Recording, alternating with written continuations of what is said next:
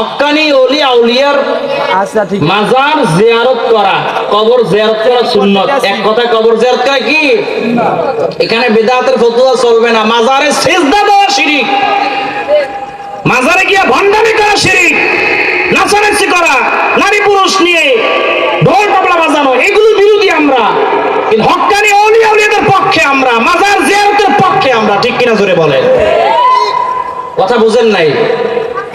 নাচ গান ভণ্ডামির বিরুদ্ধে আমরা, কিন্তু হক্কানি ওলি আউলিয়া কেরামদের পক্ষে আমরা। কারণ এই উপমহাদেশে হক্কানি ওলি আউলিয়া কেরামরা না আসলে আমরা ইসলাম বুঝতাম না, টুপিদারি যুদ্ধ চিনতাম না। ঠিক কিনা জোরে বলেন?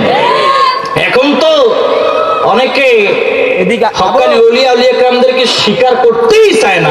আছে না? নাই? আছে না? হক্কানি ওলিদের নাম শুনলে অনেকে কয় যে না, দরকার নাই, কোরআন হাদিসে যা আছে তা, এরকম বলে কি বলে না? তো হক্কানি ওলি আউলিয়া কেরাম কি কোরআন হাদিসের বাইরে নাকি? কথা বলে না? ও নবীর আশিকের দল, আমার নবীজি সাল্লাল্লাহু আলাইহি ওয়াসাল্লাম সাহাবায়ে কেরামদেরকে বললেন, ও সাহাবায়ে কেরামরা শোনো, তোমরা একটু এখানে দাঁড়াও, আমি আমার মায়ের কবর জিয়ারত করে আসি। জোরে বলেন সুবহানাল্লাহ। নবীজি কবর জিয়ারত করছেন, তা আমরা জিয়ারত করলে কি গুনাহ হবে? জোরে বলেন। যদি কেউ হক্কানি ওলিয়া আউলিয়া কেরামদের মাজারে যায় আমরা জিয়ারত করলে যদি আমাদেরকে বেদাতি বলে ফতোয়া দেয়, আমি বলবো আমরা বেদাতি না, তোমরাই বড় বেদাতি। ঠিক কিনা জোরে বলেন? আপনারা কি রাগ করলেন না কে কথায়?